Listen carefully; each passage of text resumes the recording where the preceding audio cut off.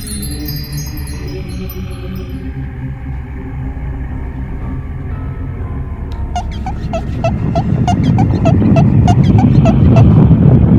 what's up, Jay? Oh, hi, Will Smith as the genie. To be honest, I really wasn't expecting you to be in here at all. Oh, okay, well, cheerio and all that. Bring the horses around, would you? That's mildly insulting, but whatever. You want something? Yeah, something a little less confusing is you as the genie, if that exists. Where the video games? Ah, cheers, man. Oh, baby, you all that in a bag of chips. What now? You look so good, I wish I could plant you and grow a whole field of y'all. Okay, thanks for this, but you need to leave. Hurry up, write your number down before I don't want it no more. Look, I don't need this in my own home. Get out. How come you don't want me, man?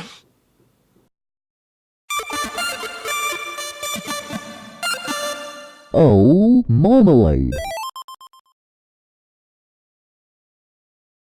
Aladdin. From Middle Eastern folklore to the Disney animated film we all know and love, this is a story that's had thousands of iterations spanning hundreds of years. My favourite being the British pantomime, starring legendary magician Paul Daniels.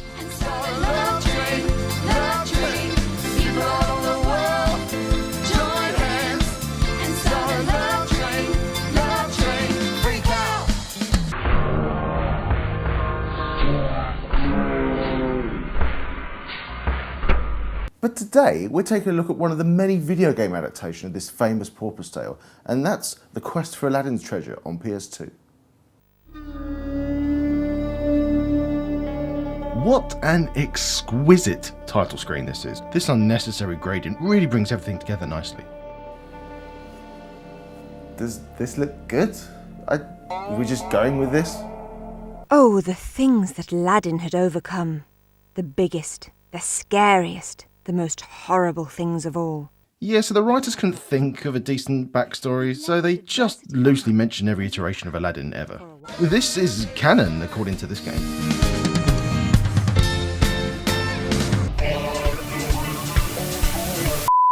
As Aladdin was about to set out, he went to his princess's chamber to bid her farewell. I know it's a little much for me to ask for the voiceover and the scrolling text to be in sync with each other, but, you know, fuck me, right? Gist of the plot, Alibaba has kidnapped the princess, so we have to go rescue her.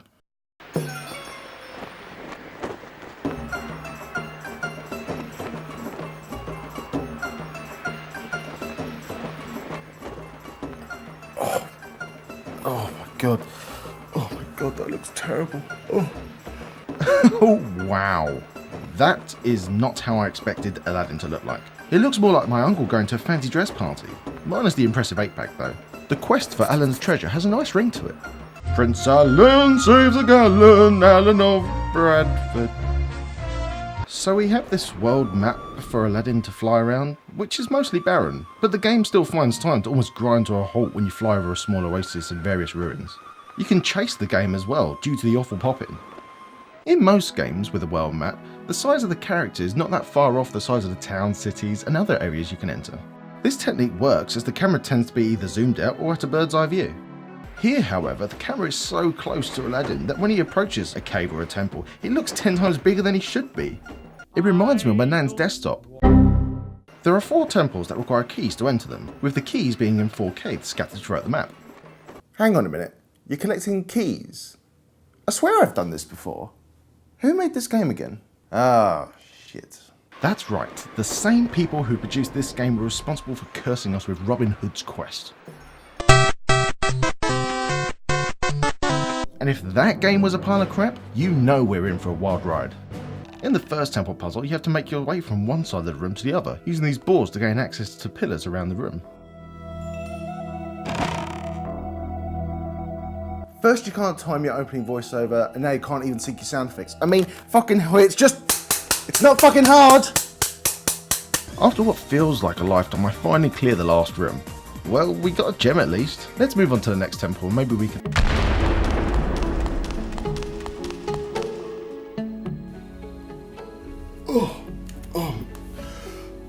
Oh god, you gotta stop doing this. Oh,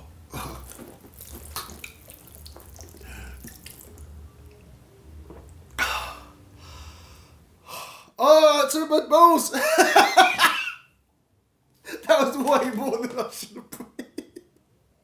What is happening? Why can't Aladdin walk to where he needs to go? It doesn't look like there's anything preventing him from doing so. It just looks like he decided to slide around his socks for shits and giggles. And why does the starting pistol go off whenever Aladdin starts to move? Just why a lot of things?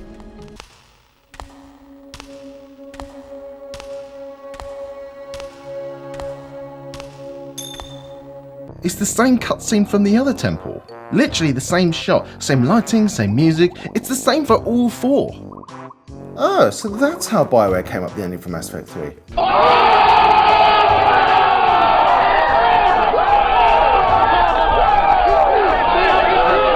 The next puzzle is piss easy block toppling malarkey that a toddler could do in their sleep.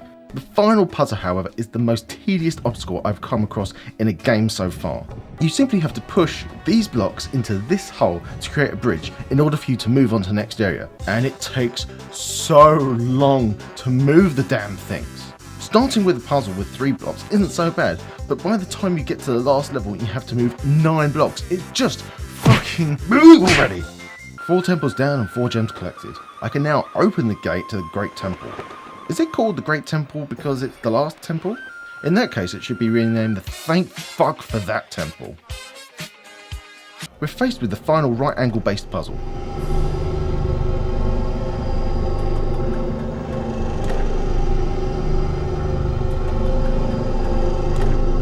Would some ball physics have been too much to ask for at this point? Nothing to see here, just passing through the puzzle I solved like nothing's wrong.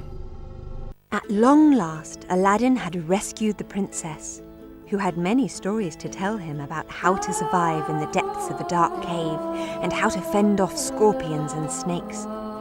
And Aladdin told the princess not to think of that horrible place again, and they agreed to live happily ever after. Not just for a little.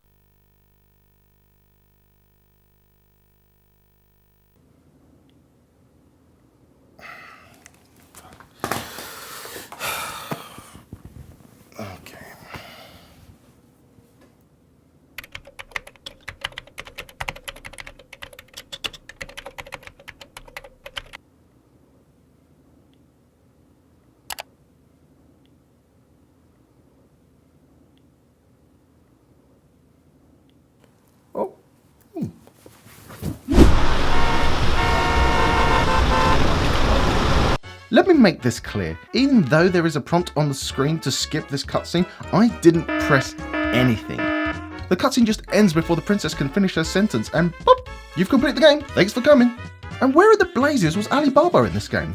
Not once does he appear for an epic sword fight with Aladdin, but then again, that would require the developers to actually do some work and create a combat system. Which highlights the game's major flaw. You cannot die. There's no threat, no challenge, and no point to playing it. Now, if you took the time to watch my Robin Hood's Quest video that I mentioned before, have you watched it yet? The similarities between the two games aren't exactly hard to miss. The slow scrolling text with the out-of-sync audio, the pink eye inducing graphics, the obsession with keys, the ending monologues from the damsels in distress, an abrupt congratulations screens for an ending, and then no credits of the guilty people responsible for this shit. How does someone think that this is a good basis for another game? Also, Matthew McFadden is mentioned on both boxes as one of the starring roles, but his lines were cut from this game. Still gets his name in the box though, like it's going to sell more copies. I still can't get over how they just cut the princess short at the end. I mean, it's just rude, but more importantly, it's really damn lazy. I mean, what kind of person would cut someone's sentence short just to end the game? And thank you guys for tuning in. If you like this video, like, comment, subscribe, all that jazz. It's been a while since my last video, but there's more to come in the near future. And as always, till next time, my preserves.